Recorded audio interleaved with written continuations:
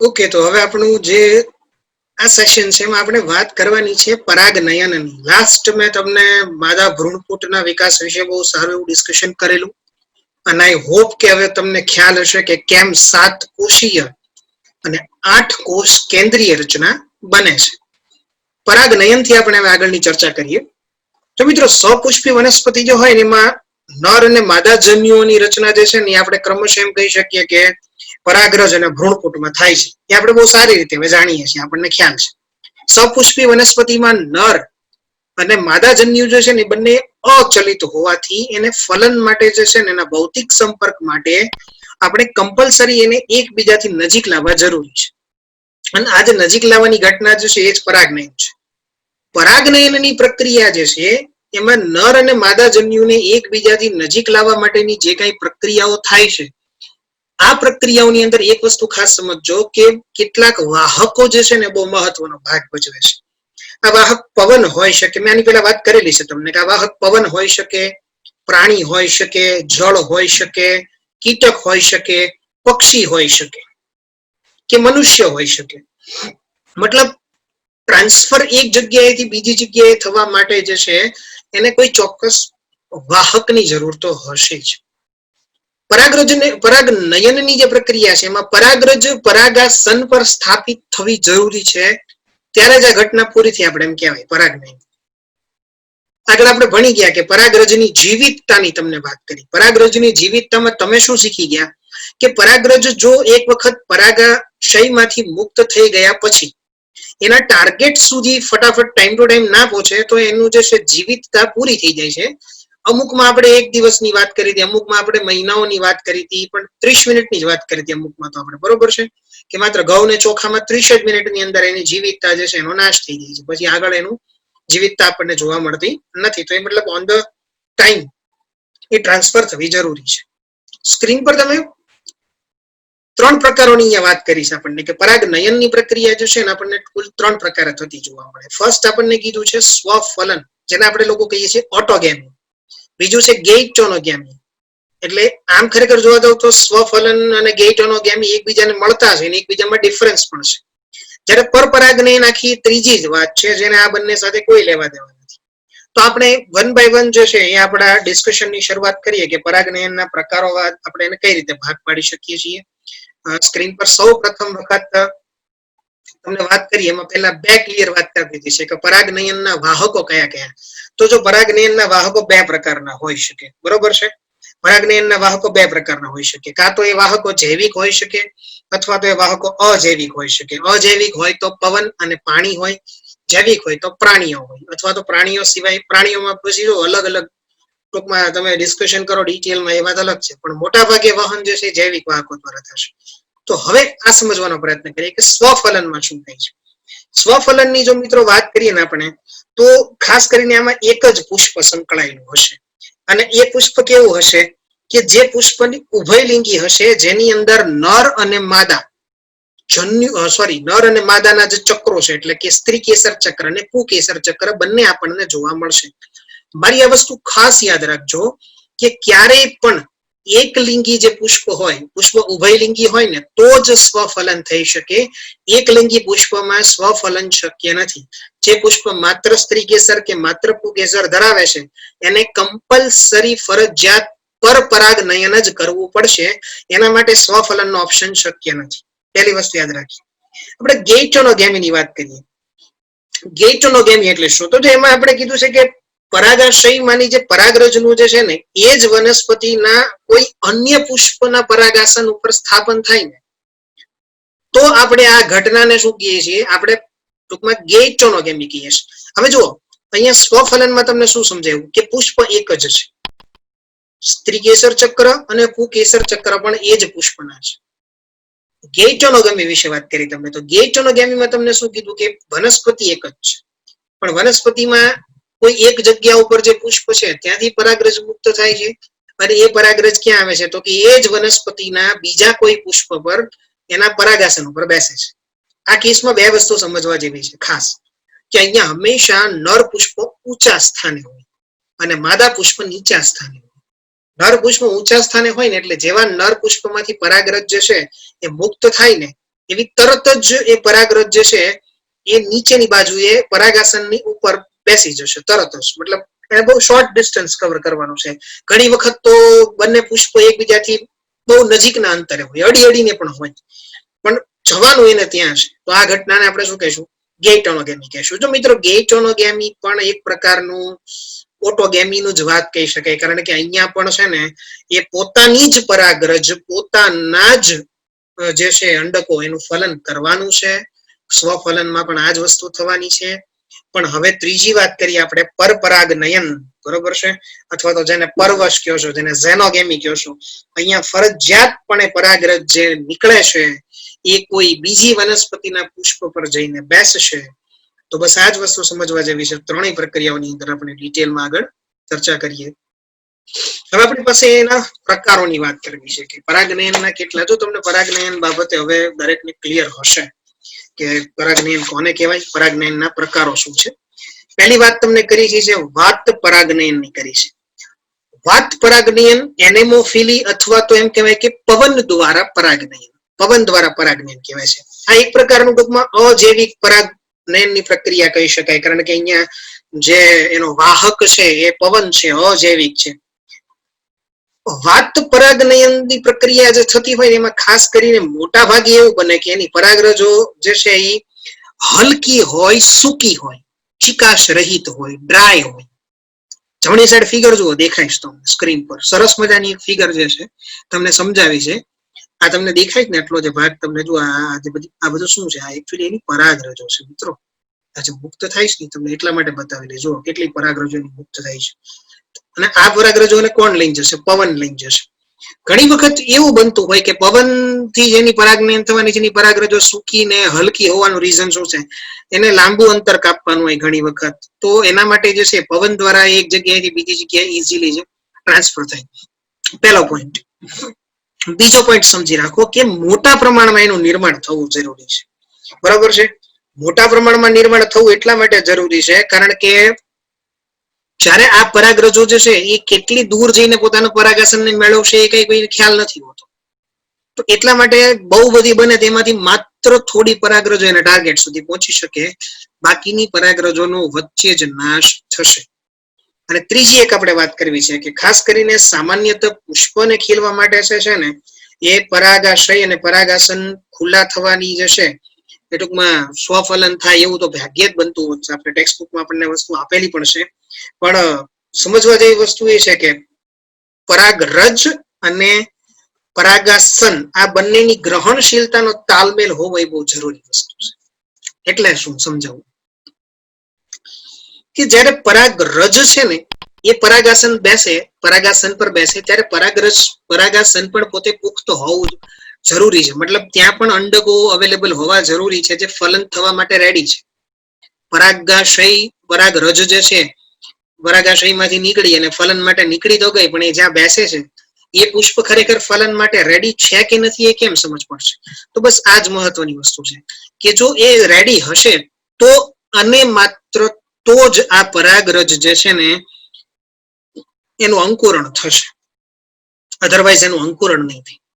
તો આટલી વસ્તુ આપણે જે છે એ સમજવા જરૂરી છે. ખાસ કરીને જો તમે સ્વફલનની વાત કરતા હો ને મિત્રો, તો સ્વફલનની અંદર એક પોઈન્ટ મારો ખાસ યાદ રાખજો કે શક્ય એટલા સ્વફલનમાં તો એક જ પુષ્પ ઉપર થતું હોય, પણ તમે ગેઇટોનોગેમીની વાત કરો તો એમાંય તે શક્ય હોય ને એટલું પરાગરજ ને પરાગાસન બંને એકબીજાથી નજીક હોવા જરૂરી છે. આ બહુ મહત્વની વસ્તુ છે. આખી દુનિયા જ્યારે ઓનલાઈન થઈ રહી છે, નવી ટેકનોલોજી, નવી લાઈફસ્ટાઈલ સાથે સંલગ્ન થઈ રહી છે અને વર્ક ફ્રોમ હોમ જ્યારે નોર્મલ બની રહ્યું છે, ત્યારે સ્ટડી ફ્રોમ હોમ શું એક સારો આઈડિયા નથી? લર્ન, લિબર્ટીની નવી એપ. ગુજરાતની સૌથી પ્રતિષ્ઠિત, વિશ્વસનીય કોચ અને માર્ગદર્શક લિબર્ટી કરિયર એકેડમી દ્વારા પ્રસ્તુત છે લર્ન એપ. અને આ એપ ખાસ કરીને ધોરણ 9 થી 12 ગુજરાતી અને ઇંગ્લિશ મીડિયમ તથા નીટ, જેઈઈ મેઇન અને ગુજસેટ જેવી સ્પર્ધાત્મક પરીક્ષાઓ માટે બનાવવામાં આવી છે. તો હવે લિબર્ટીની નવી લર્ન એપ ડાઉનલોડ કરીને આપ ક્યાંય પણ અને આપના અનુકૂળ સમયે અભ્યાસ કરી શકો છો. હવે કેટલીક વનસ્પતિ શું કરે ખબર છે કે સ્વપરાગનયન માટે પોતાની પ્રવૃત્તિઓ પ્રયુક્તિઓ દર્શાવે. સોરી, હવે સ્વપરાગનયન માટેની પ્રયુક્તિઓ એટલે શું? હું જરાક તમને આ વસ્તુ ડિટેલમાં સમજાવી દઉં એટલે તમને વધારે ક્લિયર ખ્યાલ આવે. કે હવે માની લો કે કોઈ વનસ્પતિ છે એને પરપરાગનયન કરવું જ નથી, એને પોતાની જ પરાગરજ જે છે એ પોતાની જ પરાગરજ દ્વારા એને ફલન કરાવવું છે. હવે પરાગાસન જો ખુલ્લું હોય તો ભાઈ ત્યાં એ ખુલ્લા જગ્યા ઉપર તો ગમે તે પરાગરજ આવીને બેસી શકે છે. મતલબ ગમે તે પરાગરજ ત્યાં આવશે ને ત્યાં બેસી જશે. એનો મતલબ એવો થાય છે કે તો હવે શું કરવું? તો કેટલાક પુષ્પો જે છે ને, કેટલાક વનસ્પતિઓ સોરી, એ બે પ્રકારના પુષ્પો દેખાડે. એક હોય એ હવાઈ પુષ્પો હોય, જે તમને રાઈટ સાઈડ તમને ફિગરમાં દેખાઈ રહ્યા છે, અને સાથે સાથે એક બીજા પુષ્પોની રચના. હવાઈ પુષ્પો જે છે ને મુક્ત હોય, ખુલ્લા હોય. જો અહીં ખુલ્લું પુષ્પ છે, સરસ મજાનું દેખાય તમને. પણ સાથે સાથે તમે જોવા જશો તો તમને અહીંયા નીચે એને સંવૃત પુષ્પો આપેલા છે. સંવૃત પુષ્પ જે આ રચના કીધી છે ને, તો અહીંયા સંવૃત પુષ્પ આપેલા છે. તમને ફિગરમાં વધારે ક્લિયર થાય એટલે હું તમને માર્ક કરીને બતાવું, તમને ખ્યાલ આવે. એકચ્યુઅલી થોડુંક આ જો આ દેખાય છે તમને, આ દેખાય છે, આ સંવૃત પુષ્પો છે. અચ્છા, શું થશે સંવૃત પુષ્પથી? સમજાવું તમને. સંવૃત પુષ્પો એટલે એવા પુષ્પો છે મિત્રો કે જે ખીલતા જ નથી. શું એ ખીલતા નથી? ખીલતા નથી મીન્સ કે પોતાને પરાગાસન પોતાનું અંદર જ છે, પોતાનું પરાગાશય પણ અંદર છે કે જે ફાટશે, એમાંથી જ પરાગરજો નીકળશે, એમાં ને એમાં બેસી જશે. એને બાય હાર, બાય હુક ઓર બાય ક્રુક એને ગમે તેમ કરીને જે છે એ સ્વપરાગનયન જ કરવું છે, એને પરપરાગનયન કરવું જ નથી. તો આ માટે જે સંવૃત પુષ્પો રચવાની જે ઘટના છે ને મિત્રો, એને સંવૃત પુષ્પતા કહેવાય. ક્રોમેલિના, અગુટી અને વાયોલા, આ બધી વનસ્પતિઓની અંદર આપણને જે છે ને એ સ્વપરાગનયનની પ્રયુક્તિઓ આવી તમને જોવા મળે. એમાં ખાસ તમને જો ફિગર ઉપર એટલે સમજાવેલું છે, સ્ક્રીન ઉપર તમે જોશો આ ચાર્ટમાં, તો હવાઈ પુષ્પો જે છે ને એના પરાગાસન ને પરાગાશી બંને ખુલ્લા છે, કોઈ ઇશ્યુ નથી એમાં, બરોબર છે. પણ તમે સંવૃત પુષ્પોની વાત કરશો તો એ ક્યારેય ખીલતા જ નથી. એનું પરાગાસન અને પરાગાશય એકબીજાથી નજીક હશે, પોતે બંધ જ રહેશે અને પોતે અંદર ને અંદર જ પરાગનયનની પ્રક્રિયા પૂરી કરશે, અને એને હંમેશા પરપરાગનયનની શક્યતા નહીવત જ હોય, ના હોય. તો આપણે એક વસ્તુ એવો પણ વિચાર આવે કે તો શું થઈ શકે? જો મિત્રો ઘણી વખત એક લાસ્ટ પોઈન્ટ મેં અહીંયા લખેલો છે, જે આ તમને બહુ સારી રીતે સમજાવી ચૂક્યો છું. આગળના ચેપ્ટરમાં જ મેં તમને સમજાવેલું છે કે જ્યારે તમે એક જ જાતિના સજીવો વચ્ચે વારંવાર પ્રજનન કરાવ્યા જ કરો તો તમને પરિણામ સ્વરૂપે છે ને એક ઇનબ્રીડિંગ પ્રેશર જોવા મળે, અંતઃસંવર્ધન દબાણ જોવા મળે. એમાં અહીંયા એ જ વસ્તુ થવાની છે, અંતઃસંવર્ધન દબાણ થવાનું છે. હવે આ તમને એવું પૂછવામાં આવે કે સ્વપરાગનયનનો સૌથી મોટામાં મોટો ગેરફાયદો કયો? તો મિત્રો સ્વપરાગનયનનો સૌથી મોટામાં મોટો ગેરફાયદો જે છે એ અંતઃસંવર્ધન દબાણ છે, ઇનબ્રીડિંગ પ્રેશર છે. અને એના લીધે જનીનિક દ્રષ્ટિએ તે પિતૃને મળતા જ આવતા હોય, એની અંદર વેરિએશન જ ના આવે, ડિફરન્સ જ ના આવે ખાસ એવો, બરોબર છે. કારણ કે પરાગરજ પોતાની, અંડકો પોતાના, તો પિતૃ જેવા જ રચના મળવાની છે, કઈ નવું તો આવવાનું જ નથી. બીજી કોઈ પરાગરજ આવીને પરાગાસન બેસે, પરપરાગનયન કરે તો કઈક નવા લક્ષણો ડેવલપ થાય. અહીંયા તો કોઈ એવા લક્ષણો ડેવલપ જ નથી થવાના, કારણ કે કન્ટિન્યુઅસ છે એ શું થતું આવે છે તો કે સ્વફલન જ થતું આવે છે. અને જનીનિક દ્રષ્ટિએ ક્યારે ભિન્નતા ન સર્જાય ને એટલા માટે જ તે અંતઃસંવર્ધન દબાણ થાય. આ વસ્તુ ખાસ દરેક જે છે એ સમજી રાખજો. હવે આગળ વાત કરીએ આપણે, તો જો પુંકેસર જે છે એ વધુ સારી રીતે ખુલ્લા હોય તો સરળતાથી એને જે છે એ ટૂંકમાં પરાગરજ મળે, પરપરાગનયન દર્શાવી શકે છે. પણ અહીંયા એવું કઈ થતું નથી, ખાસ એ વસ્તુ યાદ રાખીએ આપણે. પછી બીજા કેટલીક એક્સ્ટ્રા વાતો તમને અહીંયા કરી દઉં કે કેટલાક પરાગાસન છે મોટા, પછી રોમયુક્ત એટલે કે પીછા જેવી રચના ધરાવતા હોય, અને વાત પ્રવાહિત પરાગરજો જે હોય ને, વાત પ્રવાહિત એટલે પવન દ્વારા ફરતી, એને સરળતાથી જકડી રાખે. સમજો મારી વસ્તુ ખાસ, કે જે પરાગરજો પવન દ્વારા વહન પામે છે એના ટાર્ગેટ પરાગાસન જે છે ને ચિકાશયુક્ત છે. કારણ કે પરાગરજ કેવી હતી? ડ્રાય હતી. પરાગરજ કેવી હતી? ડ્રાય હતી. તો ડ્રાય પરાગરજને એક્સેપ્ટ કરવા માટે પરાગાસન ડ્રાય ના હોવું જોઈએ, એ સૂકું ના હોવું જોઈએ, ચિકાશયુક્ત હોવું જોઈએ. એટલે સરળતાથી ત્યાં શું થઈ જાય તો કે ચોંટી શકે, બેસી શકે. તો આ એક વસ્તુ આપણે એની અંદર યાદ રાખશું, બરોબર છે. પવન પરાગિત પુષ્પો સામાન્ય રીતે એક અંડયુક્ત બીજાશય ધરાવતા હોય, આ એક યાદ રાખશું આપણે ખાસ. અને ઘણી વખત અનેક પુષ્પ ધરાવતો પુષ્પ વિન્યાસની રચના પણ એ બનાવતા હોય છે. ફોર એક્ઝામ્પલ તમે મકાઈના ડોડાની એક્ઝામ્પલ લઈ શકો, બરોબર છે. તો આ એક આપણે યાદ રાખશું. અચ્છા, મકાઈની પરાગ નલિકા સૌથી લાંબી હોય, યાદ રાખજો. ઝિયા મેઝમાં તમને પરાગનલિકા જોવા મળે ને સૌથી લાંબી પરાગનલિકા જોવા મળે. તો એક વસ્તુ આપણને અહીંયા ક્લિયર થઈ છે. ઓકે, આપણે ખ્યાલ છે હવે સંવૃત પુષ્પતા કોને કહેશું. યાદ રાખજો, પેપરમાં આપણને પૂછી નાખે સંવૃત પુષ્પતા કોને કહેવાય, તો ભૂલ ના થવી જોઈએ આપણને.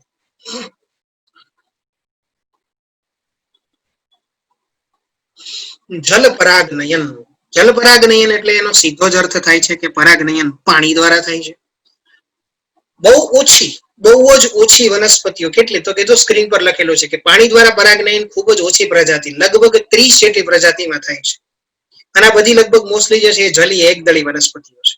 લીલ, દ્વિઅંગી, ત્રિઅંગી વગેરે જેવી વનસ્પતિઓમાં છે ને તમે જાણો છો કે નરજન્યુના વહન માટે પાણી આવશ્યક છે. આ બધી વનસ્પતિઓમાં ફલન માટે પાણી એક અગત્યનું માધ્યમ છે. જો પાણી ના હોય તો ફલન ના થાય. મીઠા પાણીની વનસ્પતિઓની જો તમને વાત કરું ખાસ કરીને, તો વેલેસ્નેરિયા છે અને હાઇડ્રીલા છે. કેટલાક દરિયાઈ ઘાસની જો આપણે વાત કરીએ તો એમાં આપણને કીધું છે ઝોસ્ટેરા, બરોબર છે. દરિયાઈ ઘાસમાં તમે જો ઝોસ્ટેરાની વાત કરો તો ખાસ એમાં માદા પુષ્પો જે છે ને હંમેશા પાણીમાં નિમગ્ન જ રહેતા હોય, અને પરાગરજ પાણીની અંદર જ મુક્ત થવી જોઈએ. અને આ પરાગરજ છે ને કમ્પેરેટિવલી લાંબી પટ્ટી જેવી ટૂંકમાં હોય, અને જે સરળતાથી પાણીની અંદર જે છે ને એ નિષ્ક્રિય રીતે પોતે વહન પામે, અને જેના કારણે એ પોતાના પરાગાસન સુધી ખૂબ જ સરળતાથી પહોંચી જાય. આ વાત મેં તમને કરી દરિયાઈ ઘાસ જે ઝોસ્ટેરાની વાત કરી. પણ તમે જો કેટલાક મીઠા પાણીની એક્ઝામ્પલ લ્યો ને, જેમ કે વેલેસ્મેરિયા છે, હાઇડ્રીલા છે, તો એમાં પણ તમને વિશિષ્ટ પ્રકારની રચનાઓ જોવા મળે. હવે કઈ જરૂરી નથી કે દરેક જલીય વનસ્પતિ જે છે એટલે એને જલપરાગનયન જ કરવું. જેમ કે જો તમને કીધું જળકુંભી ને વોટર લીલી, આ બંને જલપરાગિત નથી, બંને વાત પરાગિત છે. યાદ રાખજો, બંને વાત પરાગિત છે, બરોબર છે. વેલેસ્નેરિયાના પુષ્પો જે છે એ લાંબા વૃંત વડે સપાટી ઉપર આવે છે. હવે આપણે આ ઘટના સમજીએ કે કઈ રીતે વેલેસ્નેરિયામાં જલપરાગનયન જે પ્રક્રિયા થતી હોય કેવી રીતે થાય. ફિગર જોઈ લો તમારી સ્ક્રીન ઉપર. જલપરાગનયન ઘટના સમજાઈ દઉં છું કે આ લાંબા વૃંત જેવી, તો અહીંયા તમને આ ફિમેલ ફ્લાવર્સ આપેલા છે અને આ મેલ ફ્લાવર્સ છે, બરોબર છે. આ જો તમે વૃંત છે દેખાય મિત્રો, લાંબુ વૃંત છે. આ જેના વૃંતો ટૂંકા છે, પણ આ તમારી પાસે સ્ક્રીન પર તમને જે આ દેખાય ને એકદમ લાંબુ વૃંત છે. જુઓ, દેખાય છે? ઓકે. હવે આ વૃંત તો શું થશે કે આ પુષ્પ જો અહીંયા આવે છે, હવે આ મેલ ફ્લાવર્સ છે, પુષ્પ નર પુષ્પો છે, તો આ નર પુષ્પ અહીંયા શું કરશે, પરાગરજ મુક્ત કરશે. પરાગરજ જેવી મુક્ત કરે એટલે આ પાણીની સપાટી ઉપર પરાગરજ તરતી હોય. હવે આ પાણીની ઉપર જે પરાગરજ તરી રહી છે જે સપાટી ઉપર, એ પરાગરજ જે છે એ અહીંયા શું થઈ જશે તો કે પરાગાસન ઉપર બેસી જશે. પરાગાસન ઉપર બેસી જાય પછી પુષ્પ જે છે શું કરશે તો કે અંદર આવી જશે, અને એની ફલનની પ્રક્રિયા કમ્પ્લીટ થઈ ગઈ. હવે આગળ એનો વિકાસ થશે. તો આટલી વાત હતી જલપરાગનયન. આઈ હોપ તમને ક્લિયર હશે. દરિયાઈ ઘાસ ઝોસ્ટેરામાં પરાગનયનની વાત કરી દઉં તમને. મેં જેમ હમણાં તમને કીધું એમ કે માદા પુષ્પ પાણીમાં નિમગ્ન જ રહી, એટલે પાણીની અંદર જ રહી. માદા પુષ્પ પાણી પેલા આમ જોયું ને આગળની સ્લાઇડમાં કેવું જોયું કે પાણીમાં માદા પુષ્પ ઉપર આવતું, અહીંયા આવતું નથી. પરાગરજ પાણીની અંદર જ મુક્ત કરી દેવામાં આવે. પરાગરજ લાંબી પટ્ટી જેવી અને નિષ્ક્રિય રીતે પાણીમાં મુક્ત રીતે ફરતી હોય ચારે બાજુ. એમાંથી ગમે ત્યાં પરાગાસન જેવું નજીકમાં આવે ને એટલે એને ચોટી જાય. ચોટી જવાનું કારણ એ છે કે જો ચોથો પોઈન્ટ તમને કીધો કે પરાગાસન શ્લેષમાં વાળું હોય, ચીકણું હોય, એટલે જેવી નજીકમાં પરાગરજ આવે ને એને ખેંચીને પોતાની પાસે ચોંટાડી દે, એટલે બસ એમાં પરાગનયનની પ્રક્રિયા કમ્પ્લીટ થઈ ગઈ. તો આ વાત થઈ મિત્રો પરાગનયનની. અહીંયા મેં 3 વાત તમને શીખવાડી. એક ખારા પાણીમાં દરિયાઈ ઘાસની વાત કરી, ઝોસ્ટેરા. પછી મેં તમને મીઠા પાણીની અંદર વેલેસ્નેરિયા અને હાઇડ્રીલાની વાત કરી, અને મેં તમને જળકુંભી આઇકોર્નિયા જેને કહેવાય, અને એક વોટર લીલીની મેં તમને વાત કરી, કમળ જેને આપણે કહીએ છીએ. એમાં મેં તમને વાત કરી કે એમાં વાત પરાગનયન થાય છે. એમાં ભલે જલીય વનસ્પતિ હોવા છતાં પરાગનયનની પ્રક્રિયા જળથી થતી નથી. તો આટલી વસ્તુ આપણને જલ પરાગનયનમાં ક્લિયર હોવી જોઈએ. હવે આપણે વાત કરવી છે જૈવિક પરાગવાહકો. જૈવિક પરાગવાહકોની ક્લિયર વાત કરીએ તો જો મિત્રો મોટા ભાગની સપુષ્પ વનસ્પતિઓ જે હોય ને એ પરાગવાહક તરીકે વિવિધ પ્રકારના પ્રાણીઓનો ઉપયોગ કરતી હોય. હવે તમારી સાથે હું અહીંયા ડિટેલમાં થોડીક ચર્ચા કરવા માંગુ છું કે વાહકો કેવા કેવા હોય.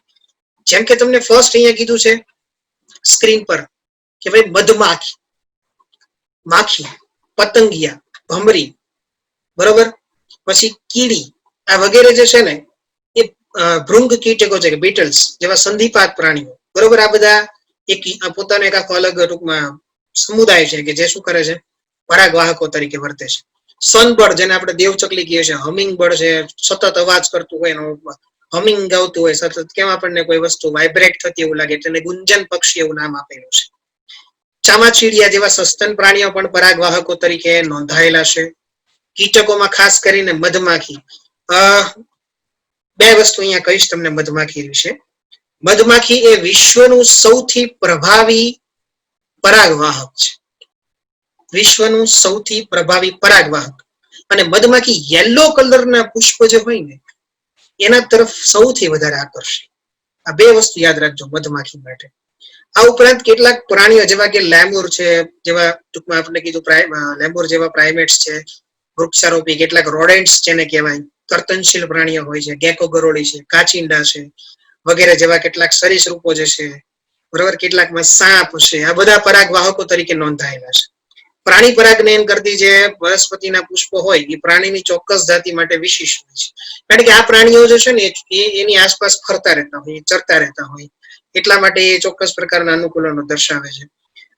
કેટલીક વનસ્પતિઓની અંદર જે છે એ એવી અનુકૂલનતા ભમરા દ્વારા જેની અંદર પરાગનયન થતું હોય તો ભમરાની પીઠ ઉપર જે છે એ આ પરાગનયન ભમરાની એવી રચના બનાવે કે જેના કારણે ભમરો આકર્ષાય, ત્યાં જઈને બેસે, પછી પરાગાસન જે છે એના તરફ નમીને એની પીઠ ઉપર જે છે પોતાની પરાગરજ મૂકી દે.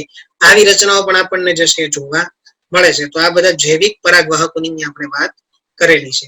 ઓકે, નેક્સ્ટ વાત કરી છે આપણે એન્ટિમોફિલી, એટલે કે કીટકો દ્વારા જે વહન છે એની આપણે વાત કરી રહ્યા છીએ. એન્ટિમોફિલી, કીટ પરાગિત પુષ્પ. જો હવે જેને કીટકોને આકર્ષવાના હોય તો બે વસ્તુ જરૂરી છે. આમ તો ત્રણ કહી શકાય. એક તો એની પાસે રંગ હોવો જોઈએ, એક તો એની પાસે રસ હોવો જોઈએ, અને એક તો એની પાસે સુગંધ હોવી જોઈએ.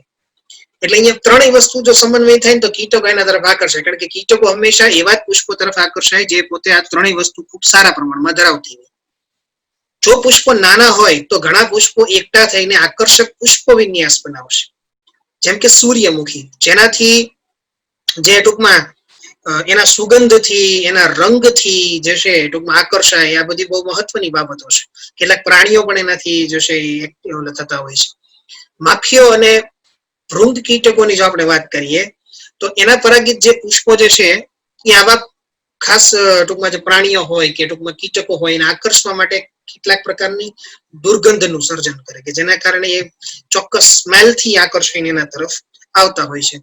અને આ ટૂંકમાં જે એના તરફ આવે એના માટે અહીંયા આપણે સ્ક્રીન પર એવું કીધું છે કે રિવાર્ડ્સ મતલબ કે એને ખાવાનું મળતું હોય, એના પરિણામ સ્વરૂપે શું કરે કે એના પર પરાગરજ મૂકી દે, અને પરાગરજ મૂકીને એ જતું રહે. અને આ રીતે જે છે ને એ ટૂંકમાં એક કીટક બીજી જગ્યા પર બીજા ફૂલ પર જઈને જે છે એ ઇઝીલી ટૂંકમાં જે છે એ શું કરી શકે તો કે પરાગનયનની પ્રક્રિયા કમ્પ્લીટ કરાવી શકે. તો અહીંયા આપણે જે કઈ વાત કરી ખાસ કરીને ચિકાશયુક્ત, અહીંયા હંમેશા યાદ રાખજો કે પરાગરજ ચિકાશયુક્ત હશે. મતલબ પરાગરજો ચીકણી હોય. ચીકણી હોવાના ફાયદાઓ એટલા મળે છે ને કે એક જગ્યાએથી બીજી જગ્યાએ ખૂબ જ સરળતાથી એ જઈ શકે, ટૂંકમાં ચોટીને જઈ શકે. તો એક બાબત અહીંયા આપણે ખાસ એની અંદર યાદ રાખશું એન્ટિમોફિલીની અંદર, બરોબર છે?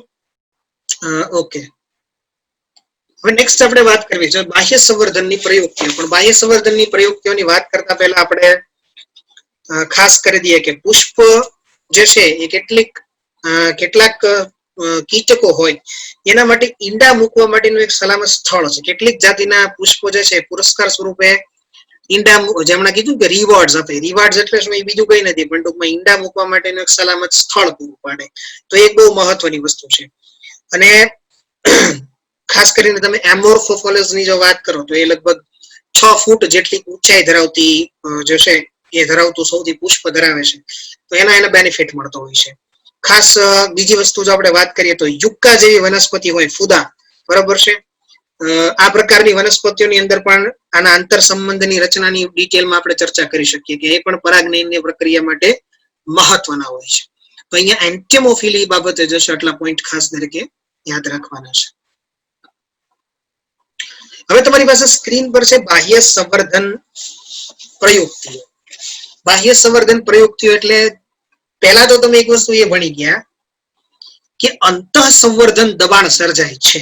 શું કામ સર્જાય છે? તો કે એકની એક પરાગરજ દ્વારા પોતાના પરાગાસન ઉપર જો બેસે ફલન થાય તો હવે વનસ્પતિ શું કરશે, જેમ પેલા પ્રાણીઓમાં આવતું હતું ને કે 4-5 વખત સ્વફલન બાદ એક વખત પરફલન કરાવવું પડે, બાહ્ય ફલન કરાવવું પડે, એમ અહીંયા આવું કરાવવું પડશે. તો અહીંયા આપણે કેટલીક બાહ્ય સંવર્ધનની પ્રયુક્તિઓની ચર્ચા કરવી છે. એમાં સૌથી પહેલા તમને બાહ્ય સંવર્ધનની પ્રયુક્તિ એટલે આપણે અહીંયા કેટલીક વનસ્પતિઓ પોતાના પરપરાગનયનની પ્રક્રિયા માટે કેટલીક જે છે એ મેથડ્સ ડેવલપ કરશે, એને આપણે અહીંયા બાહ્ય સંવર્ધનની પ્રયુક્તિઓ કહેશું. જેમાં તમને પહેલું કીધું છે પૃથક પક્વતા. એટલે શું? પૃથક પક્વતા એટલે કેટલીક જાતિઓમાં પરાગરજની મુક્તિ અને પરાગાસન જે છે ને એના ટૂંકમાં ગ્રહણશીલતાનો તાલમેલ જ ના હોય. એટલે જ્યારે પરાગાસન પુખ્ત હોય તો પરાગાશય એક્ટિવ ના હોય, પરાગાશય એક્ટિવ થાય તો વળી પાછું પરાગાસન એક્ટિવ ના હોય. પરિણામ સ્વરૂપે જ્યારે પરાગાસન એક્ટિવ થાય તો પોતાની પરાગરજો એની પાસે આવવાની જ નથી. ફરજિયાત એને શું કરવું પડશે? બહારથી જ કોઈ પરાગરજ લેવી પડશે, ફલન કરાવવું પડશે. એને આપણે પૃથક પક્વતા કહીશું. બીજી આપણે વસ્તુ કીધી છે કે અનાત્મ, જો આવું આપણને એક્ઝામ્પલ પૃથક પક્વતાનું લેવું હોય તો આપણે સૂર્યમુખી અને પામ, આ એક્ઝામ્પલ આપણે યાદ રાખશું. એની અંદર આપણને જોવા મળે છે. અનાત્મ પરાગણતાની વાત કરીએ તો કેટલીક જાતિઓમાં પરાગાશય અને પરાગાસન જુદા જુદા સ્થાને હોય, જેથી એ એકબીજાના સંપર્કમાં જ ના આવી શકે. હવે કેવી રીતે બને સમજો. ઘણી વખત એવું કરવામાં આવે કે માદા પુષ્પ ખૂબ ઊંચું હોય ને પુરુષ પુષ્પ મતલબ જે નર પુષ્પ છે એકદમ નીચું હોય. તો હવે કેવું થાય કે એની જે પરાગરજ મુક્ત થાય પરાગરજ જમીન પર પડી જાય, અથવા તો બે એકબીજાને એવી રીતે ગોઠવેલા હોય, વચ્ચે ઘણી વખત ફિઝિકલ બેરિયર આવી જતું હોય, ભૌતિક સંપર્ક જ ના થઈ શકે એવી રચના આવી જતી. આવી જો વસ્તુ પડે તેને અનાત્મ પરાગણતા કહેવાશે. એક્ઝામ્પલ આપણને કીધું છે પ્રિમ્બ્યુલા. યાદ રાખજો ખાસ, પ્રિમ્બ્યુલા, જેની અંદર આપણને આ વસ્તુ જોવા મળશે. ત્રીજી આપણે વાત કરીએ સ્વ અસંગતતા. સ્વ અસંગતતા જે છે ને એમાં એવું થાય છે કે સ્વપરાગનયનને અવરોધીને સ્ત્રી કેસરમાં પરાગાશયનું અંકુરણ જે થતું હોય, મતલબ પરાગ નલિકાનો વિકાસ જે થતો હોય ને એ જ અટકાવી દે. માલવામાં આ પ્રકારની રચના આપણને જોવા મળે. પોતે ફલન જ ના થવા દે. પરાગરજ આવીને બેઠી હોય તો કઈ વાંધો નથી, ફલનની પ્રક્રિયા નહીં થવા દે. અને ચોથી આપણે વાત કરીએ કે એકલિંગી પુષ્પ ઉત્પન્ન કરીને સ્વપરાગનયન અટકાવી શકે. એટલે વનસ્પતિ શું કરે કે પોતે એકલિંગી પુષ્પ બનાવે, મતલબ રચના કરે કે જેના કારણે શું થાય તો કે સ્વફલનની પ્રક્રિયા જે, જો ઉભયલિંગી પુષ્પ હોય તો સ્વફલન થાય, એકલિંગી હોય તો સ્વફલનના ચાન્સીસ જ નથી હોતા. જેમાં માની શકો તમે કે ભાઈ નર અને માદા પુષ્પો જે છે એક જ વનસ્પતિ ઉત્પન્ન થતા હોય, આપણે એને એક સદની વનસ્પતિ કહેતા હતા, બરોબર છે. જેમ કે મકાઈ છે, દિવેલા છે, એમાં તમે સ્વફલન અટકાવી શકો, પણ તમે ક્યારે એમાં ગેઇટોનોગેમી ના અટકાવી શકો. આ એક સમજવા જેવી બાબત છે. સ્વફલન અટકાવી શકાય એટલા માટે મિત્રો કે અહીંયા તમે નર અને માદા પુષ્પો જે છે એકલિંગી થઈ ગયા છે. ટૂંકમાં એકલિંગી છે તો નર અને માદા પુષ્પો થઈ ગયા. તો તમે એમ કહી શકો કે હવે પુષ્પ જ અલગ અલગ થઈ ગયા છે, તેમાં સ્વફલન નહીં થાય, પણ ગેઇટોનોગેમી તો થશે ને. ગેઇટોનોગેમી હું તમને સમજાવી ચુક્યો છું. ગેઇટોનોગેમી કોને કહેવાશે તો કે એક જ વનસ્પતિના નર પુષ્પ વડે માદા પુષ્પનું ફલન, એને ગેઇટોનોગેમી કહેવાશે. તો જ્યારે તમે એકલિંગી પુષ્પ વાળી બાહ્ય સંવર્ધન પ્રયુક્તિ ચાલતી હોય ને ત્યારે આપણે ક્યારેય ગેઇટોનોગેમી અટકાવી શકતા નથી. એક પોઈન્ટ આપણે યાદ રાખશું. પણ ઘણી વખત તો એવું બની શકે કે જો નર અને માદા પુષ્પો જુદી જુદી વનસ્પતિ ઉપર ઉત્પન્ન થતા હોય, જેમ કે દ્વિસદની વનસ્પતિ, તો દ્વિસદની વનસ્પતિ તમે એક્ઝામ્પલ લઈ લો ખજૂર, પપૈયા, એમાં ગેઇટોનોગેમી પણ અટકી શકે, સ્વફલન પણ અટકી શકે, બરોબર છે. આ બંને બાબતો યાદ રાખજો મિત્રો ખાસ. પૃથક પક્વતા, અનાત્મ પરાગણતા, સ્વ અસંગતતા અને એકલિંગી પુષ્પ, આ 4 વસ્તુ આપણે બહુ ક્લિયર થી યાદ રાખવાની છે. ઓકે ચલો નેક્સ્ટ વાત કરીએ આપણે પરાગરજ સ્ત્રી કેસર આંતર સંબંધની. પરાગરજ સ્ત્રી કેસર આંતર સંબંધ શું દર્શાવે છે? પહેલી તો તમને એક બહુ ક્લિયર વાત કરી દઉં કે પરાગનયન યોગ્ય પ્રકારની પરાગરજના વહન કોઈ પણ પ્રકારની ગેરંટી નથી આપતી. મતલબ પરાગનયન થાય એટલે કે જે વાહકો ગેરંટી લઈને જ જતા તમે તમારી પરાગરજ જે છે એને ચોક્કસ સ્થાને પહોંચાડી દેશો. એ તો પહોંચવી હોય તો પહોંચે, પહોંચી જ જતી હોય છે, વાંધો નથી આવતો, પણ પહોંચી જ જતી હોય. પણ છતાંય હવે કેવું થાય મિત્રો, બે વસ્તુ થઈ શકે કે જો પરાગરજ જે પરાગાસન બેઠી છે, પરાગાસન પર બેઠી છે, એ જ પુષ્પની નથી. મતલબ કે જો વનસ્પતિ દરેક પરાગરજને ફલન ના કરવા દે, વનસ્પતિ એ જ પરાગરજને ફલન કરવા દે જેને પરાગરજ ફલન કરવા દેવા ઈચ્છતી હોય, મતલબ પોતાની જાતની હોય તો જ ફલન કરવા દે. તો આવી જે પરાગરજ આવીને બેસશે એને છે ને અસંગત પરાગ કહેવાય. અસંગત પરાગ એટલે પરાગાસન ઉપર આવીને તો બેઠી છે પણ એ પરાગાસન એનું પોતાનું નથી, અહીંયા એને ફલન થવા દેવાનું નથી. પહેલી વસ્તુ યાદ રાખજો. અને એવી જ એટલે પરાગ એટલે ટૂંકમાં એની વ્યાખ્યા આપણે કહી શકીએ કે પરાગરજ ખોટા પ્રકારની હોય તો સ્ત્રી કેસર એનો સ્વીકાર કરતું નથી. પરાગરજનું અંકુરણ, પરાગ નલિકાની વૃદ્ધિ, આ બધી ઘટનાઓને અવરોધી દેવામાં આવે. સંગત પરાગમાં આ બધી જ વસ્તુઓને છૂટ આપવામાં આવે. એટલે શું? તો કે જો સ્ત્રી કેસર ઉપર બેસેલી પરાગરજ પોતાની જ હોય તો પછી સરસ મજાનું પરાગ નલિકાનો વિકાસ અને પશ્ચફલન ઘટનાઓ છે ને ખૂબ સારી રીતે થશે. અહીંયા કોઈ વાંધો નહીં આવે. બહુ ક્લિયર સમજી રાખજો. સંગત પરાગ એટલે પોતાની પરાગ, જે ટૂંકમાં જેનું ફલન કરાવવા દેવા ઈચ્છે છે એવું. અને બીજી વાત કીધી અસંગત પરાગ. અસંગત પરાગ એટલે ફલન કરાવવા દેવા ઈચ્છતી નથી. તો આ બે વસ્તુ આપણને ક્લિયર હોવી જોઈએ, સંગત અને અસંગત પરાગની અંદર. ઓકે, પરાગરજ અંકુરણની તમને મારે વાત કરવી છે કે કેવી રીતે થશે. હવે જો મિત્રો, હું આ તમને આમ તો આગળ સમજાવી ચૂક્યો છું કે પરાગરજનું અંકુરણ કેવું થાય. સતત પરાગનયનને અનુસરીને પરાગાસન પર પરાગરજનું અંકુરણ પામી અને જનન છિદ્ર મારફતે પરાગ નલિકાનું સર્જન થશે. મેં તમને આ વસ્તુ સમજાવી હતી બહુ સારી રીતે સ્ક્રીન ઉપર, પણ હું થોડુંક એક તમને ફરીથી નાનકડું રિવિઝન આપી દઉં એટલે તમને વધારે ક્લિયર ખ્યાલ આવે કે શું કહેવા માંગુ છું. મેં તમને સમજાવેલું હતું કે પરાગરજની બહાર તમને જે છે આ એક અંત આવરણ હશે અને એના ફરતે તમને જે છે એ ટૂંકમાં 3 છિદ્રો જોવા મળશે. મેં તમને વાત કરી હતી જનન છિદ્રોની, બરોબર છે. અહીંયા સ્ક્રીન પર જોતા રહેજો, ખ્યાલ આવશે તમને. તો અહીંયા તમારી પાસે 3 છિદ્રો છે, બરોબર ને. અહીંયા તમને આ એક છિદ્ર જોવા મળે છે, ડોટ કરેલું છે. આ બીજું છિદ્ર છે અને આ ત્રીજો છિદ્ર છે. હવે શું થશે કે પરાગરજનું અંકુરણ થવા માટે હવે અહીંયા અંદર જે વાનસ્પતિક કોષ અને જનન કોષ છે, બરોબર, હવે એનું પરાગરજનું અંકુરણ થવું છે. તો હવે શું થશે કે અંદરનું આવરણ જે છે ને એ તૂટશે. અંદરનું આવરણ એટલે તમે અંદર જે અહીંયા આવરણ જે આપણને જોવા મળતું તે તૂટી જશે. અને એ આવરણ તૂટવાથી શું થશે? એ આવરણ તૂટવાથી આપણને કેટલા બેનિફિટ થશે? તો કે હવે આ અંત આવરણ જે છે ને એ તૂટી અને જો આ રીતે અહીંથી પરાગ નલિકા બહાર કાઢશે.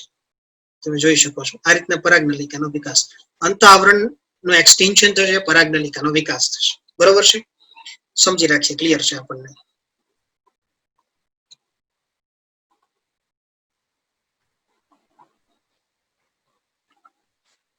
પરાગરજમાં સમાવિષ્ટ ઘટકો વહન પામીને પરાગ નલિકા દ્વારા ક્યાં સુધી પહોંચશે? મિત્ર, બીજાશય સુધી પહોંચશે. આપણે જાણીએ છીએ, બરોબર.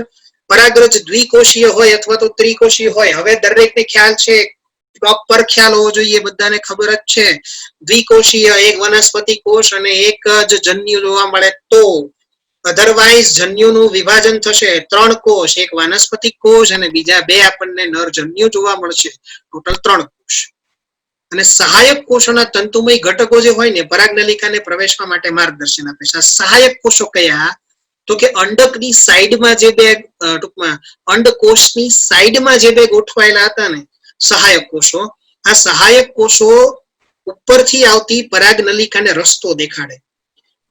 આગળ હું તમને બેવડું ફલન સમજાવીશ ને ત્યારે વાત કરીશ કે સહાયક કોષો કેવી રીતે વિકાસ પામતી પરાગ નલિકાને પોતાની તરફ ખેંચે, પોતાની તરફ આકર્ષે, એની હું તમને ડિટેલમાં પરાગરજના અંકુરણની વાત તો અહીંયા કમ્પ્લીટ થાય છે, પણ બેવડું ફલનની વાત કરીશ ને ત્યારે આ ઘટના હું તમને ચોક્કસ સમજાવીશ કે કેવી રીતે થાય છે.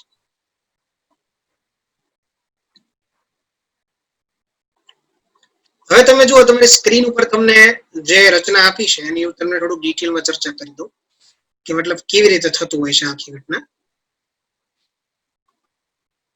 ઓકે, થોડી વાર આપણે સ્ક્રીનને ઓફ કરીએ જેથી તમને થોડુંક વધારે ડિટેલમાં સમજાય.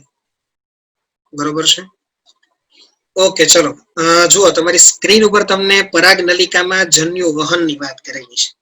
હવે હું આ જ વસ્તુ તમને જે આગળ સમજાવીને થોડી ડિટેલમાં સમજાવું છું. અહીંયા જુઓ મિત્રો, કે પરાગરજનું અંત આવરણ જે છે ને એને ઇન્ટાઇન કહેવાશે. એમાંથી પરાગ નલિકાનો વિકાસ થશે. હવે એમાંથી પરાગ નલિકા બહાર નીકળે એટલે શું થાય? તો કે એમાંથી પરાગ નલિકા બહાર નીકળવાથી પરાગરજમાં રહેલા વાનસ્પતિક કોષ અને નરજન્યુ પરાગ નલિકા જનન કોષ ઇનશોર્ટ આપણે કહીએ છીએ એ પ્રવેશ કરશે. શેમાં પ્રવેશ કરશે? અહીંયા જોતા રહેજો, આ પરાગરજ છે, બરોબર છે. આ પરાગરજ છે. સ્ક્રીન ઉપર આપણે એનોટેશન્સ તેને સમજવાનો પ્રયત્ન કરીએ, વધારે ક્લિયર થાય આપણને. અહીંયા જુઓ,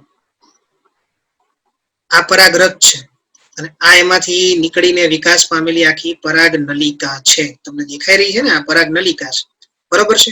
મિત્રો ખાસ સમજજો, અહીંયા પરાગ નલિકાના આગળના ભાગે જે છે ને ટોચનો ફૂલેલો ભાગ મેં અહીંયા લખેલું છે, ગોલ્ગી કાય દેખાડશે. આ આપણા બે સ્પર્મ સેલ છે, દેખાય છે, આ એક અને આ બે, બરોબર છે, જે આપણને કીધું છે. અને આ આપણને કેલોઝ વાલ્વ આપેલો છે, વાલ્વ કે જે જન્યુઓને આગળ જવા દેશે. અને આ જુઓ, મેં કીધું હતું તમને કે હંમેશા નર જન્યુ આગળ, સોરી, વેજીટેટિવ સેલ્સ, વાનસ્પતિક કોષ જે છે એ આગળ રહેશે જવા માટે. તો આ એક સમજવા જેવી બાબત છે. વાનસ્પતિક કોષ જે છે એ શું કરશે, તો કે જવા માટે આગળ રહેશે.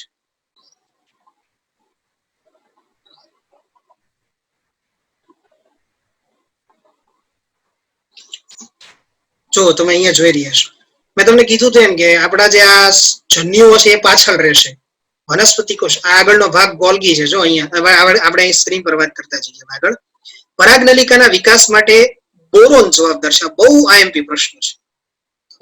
પરાગનલિકાના વિકાસ માટે કોણ જવાબદાર છે? બોરોન જવાબદાર છે. ઉપરાંત પોતે રસાયણાનું વર્તનથી જે છે એ બીજાશય તરફ આગળ વધે છે. હવે મિત્રો, પરાગનલિકાને કેવી રીતે ખબર પડશે કે એને ક્યાં જવાનું છે? તો એના માટે એને છે ને એક પ્રકારનું સિગ્નલ આપવામાં મળશે, જે શું હશે? કેમિકલ સિગ્નલ હશે. કેલ્શિયમ ઇનોસિટોલ બોરોન સુક્રોઝ કોમ્પ્લેક્સ જે છે, બરાબર, એનો સ્ત્રાવ કોના દ્વારા કરવામાં આવે છે? અહીંયા જો લખેલું છે મિત્રો, અંડકો દ્વારા કરવામાં આવે છે. પોઈન્ટ નોંધી લેજો ખાસ. અને આગળ તમને ટોચનો જે ભાગ જે ફૂલેલો એ ગોલ્ગી કાયનો ભાગ જોવા મળશે. તો બસ આ જ વસ્તુ થશે કે આજે ટૂંકમાં પરાગ નલિકાનો વિકાસ થયો છે. અહીંથી જે પરાગ નલિકા આખી વિકસી હતી એ વિકાસ પામીને ક્યાં જશે? તો કે જ્યાં જવાનું છે અને કઈ જગ્યા પર જવાનું છે? અંડકો પાસે જવાનું છે ને. તો આ આપણા અહીંયા જો આ આપણા બે સહાયક કોષો છે, બરોબર છે, ને આ વચ્ચે આપણો આ જે ડોટ છે એ અંડકોષ છે આપણો. તો બસ આ રીતને એને પહોંચવાનું છે અહીંયા. તો આ ઘટના જે છે આખી એ પરાગ નલિકામાં જન્યુના વહન કેવી રીતે થશે ને એ આપણને સમજાવે છે, બરોબર છે. પરાગ નલિકામાં જન્યુનું વહન કેવી રીતે થશે એ તમને સમજાવે છે. રાઈટ સાઈડની ફિગર તમને એ બાબતે વધારે ક્લિયર સમજાવી દેશે કે હું અહીંયા તમારી સાથે શું ડિસ્કશન કરવા માંગુ છું. ચાર્ટ ખાસ અને પોઈન્ટ અહીંયા બે જે નવા કીધા છે, એક બોરોન અને બીજો કીધું છે કેલ્શિયમ ઇનોસિટોલ બોરોન સુક્રોઝ કોમ્પ્લેક્સ જે છે એ ખાસ યાદ રાખજો મિત્રો, એથી વધારે ક્લિયર થાય તમને. ઓકે, ચાલો. તો હવે પરાગનલિકા નો અંડકમાં પ્રવેશ કઈ રીતે થઈ શકે? પરાગનલિકા અંડક સુધી પહોંચી તો ગઈ છે, પણ હવે પરાગનલિકાનો જે છે એ પ્રવેશ કઈ રીતે શક્ય બનશે એની આપણે વાત કરવી છે કે પરાગનલિકા કેવી રીતે અંદર જઈ શકે. જો અહીંયા ત્રણ વાત કીધી છે. એક કીધું છે પોરોગેમી, બીજું કીધું છે ચલાઝોગેમી અને ત્રીજું કીધું છે મીઝોગેમી. ફિગરમાં તમે જુઓ તો તમને વધારે ક્લિયર થશે. અને હું સાથે તમને સમજાવી પણ રહ્યો છું કે શું કહેવા માંગે છે અહીંયા આખી વસ્તુ, બરોબર છે. ઓકે, આપણે સમજીએ. પોરોગેમી એટલે કે અંડક છિદ્ર. હવે જો અહીંયા તમે જે પરાગનલિકા છેડો ભાગ છે એ ક્યાંથી આવે છે? તો કે અંડક છિદ્ર તરફથી અંદર આવે છે, બરોબર છે. તો અહીંયા અંડક છિદ્ર તરફથી આવે તેને કહેવાય છે પોરોગેમી. આ બીજી તમે જુઓ તો ચલાઝોગેમી કીધું છે. ચલાઝોગેમીમાં આનાથી વિરુદ્ધ ભાગ કયો કહેવાશે? યાદ છે આપણને? હવે યાદ હોવું જોઈએ. અંડતલીય ધ્રુવ કહેવાય. હવે અંડતલીય ધ્રુવ તરફથી આવે છે જો અહીંથી, તો એને આપણે શું કહેશું? ચલાઝોગેમી કહેશું. અને ત્રીજું હું તમને કહીશ કે અંડકાવરણ. હવે અંડકાવરણ આ ભાગ્યે જ જોવા મળે, પણ અંડકાવરણને તોડીને, જો અંડકાવરણને તોડીને અંદર આવે. દેખાય છે તમને? આ અંડકાવરણો છે, આપણે જાણીએ છીએ. જે હું રેડ લાઈન કરું છું અહીંયા, એ અંડકાવરણોની રચના છે. અંડકાવરણોને તોડીને જો અંદર આવે ને તો એને આપણે લોકો મીઝોગેમી કહીએ છીએ. મતલબ ત્રણ અહીંયા આપણને કુલ ટાઈપ જોવા મળે છે કે જેના દ્વારા શું થશે? અંદર પ્રવેશ કરશે. ખાસ યાદ રાખજો મિત્રો, ત્રણેય ખાસ વસ્તુ પોરોગેમી, ચલાઝોગેમી અને મીઝોગેમી, ત્રણેય વસ્તુ આપણને ક્લિયર હોવી જોઈએ. ઓકે, તો આજના સેશનમાં આપણે આટલી વસ્તુ કમ્પ્લીટ કરીએ છીએ. પરાગનલિકાનો અંડકમાં પ્રવેશ. હવે પછીનો સેશન આવશે એમાં આપણે જે છે એ ભ્રૂણપુટના વિકાસની વાતો જે છે, સાથે સાથે આપણા જે બેવડું ફલન છે એના બધા પોઈન્ટ, આ સિવાય આપણે ભ્રૂણનો વિકાસ ને વગેરે બાબતો જે છે એનું ડિસ્કશન નેક્સ્ટ ચેપ્ટરમાં આપણે કરશું. Thank you. આખી દુનિયા જ્યારે ઓનલાઈન થઈ રહી છે, નવી ટેકનોલોજી નવી લાઈફસ્ટાઈલ સાથે સંલગ્ન થઈ રહી છે અને વર્ક ફ્રોમ હોમ જ્યારે નોર્મલ બની રહ્યું છે, ત્યારે સ્ટડી ફ્રોમ હોમ શું એક સારો આઈડિયા નથી? લર્ન લિબર્ટીની નવી એપ. ગુજરાતની સૌથી પ્રતિષ્ઠિત વિશ્વસનીય કોચ અને માર્ગદર્શક લિબર્ટી કરિયર એકેડમી દ્વારા પ્રસ્તુત છે લર્ન એપ.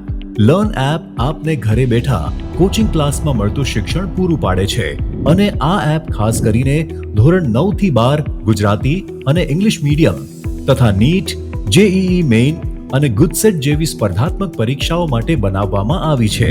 ઓનલાઈન કોર્સમાં જોડાવા માટે ગૂગલ પ્લે સ્ટોરમાંથી લર્ન એપ ડાઉનલોડ કર્યા બાદ સૌપ્રથમ રજિસ્ટર કરવું, જેમાં તમારું full name, email ID, mobile number તથા તમારો પાસવર્ડ સેટ કરવો.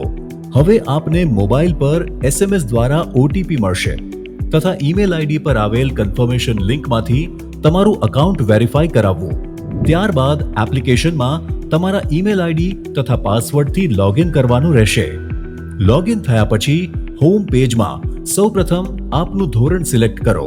તેમાં સિલેક્ટ કરવાથી આપને બેચની વિગતો ઉપરાંત ક્લાસીસ, ટેસ્ટ્સ, સ્ટડી મટીરિયલ તથા બીજી વિશેષ માહિતી જોવા મળશે. એક વખત આ પ્રક્રિયા પૂરી થયા પછી બાય નાવ બટન ક્લિક કરીને આપેલ પેમેન્ટ ઓપ્શન્સમાંથી કોઈ પણ ઓપ્શન જેવા કે ડેબિટ કાર્ડ, ક્રેડિટ કાર્ડ અથવા ગૂગલ પે સિલેક્ટ કરીને તરત જ એનરોલ કરી શકો છો. હવે આપની નક્કી કરેલી બેચ ખુલશે. નમસ્તે વિદ્યાર્થી મિત્રો. અને અનુકૂળતા પ્રમાણે આપ નિષ્ણાંત શિક્ષકો દ્વારા સમજાવવામાં આવેલ લેક્ચર સેશન્સ જોઈ શકો છો. આ લેક્ચરને વધુ સમજવા માટે PDF મટીરિયલ્સ ડાઉનલોડ કરી શકશો. એક વખત વિષય સમજી લીધા પછી ચેપ્ટર વાઇઝ ક્વિઝ આપીને પોતાની વિષય સમજ ચકાસી શકો છો. અને જો ક્યાંક આપને કોઈ સમસ્યાનો ઉકેલ ના મળે તો ચિંતા ના કરશો. અમારા ઇન્ટરેક્ટિવ લાઈવ ડાઉટ સોલ્વિંગ સેશન્સમાં લાઈવ ચેટ બોક્સ દ્વારા તમારી મૂંઝવણ તરત દૂર કરી શકો છો. તો હવે લિબર્ટીની નવી લર્ન એપ ડાઉનલોડ કરીને આપ ક્યાંય પણ અને આપના અનુકૂળ સમયે અભ્યાસ કરી શકો છો.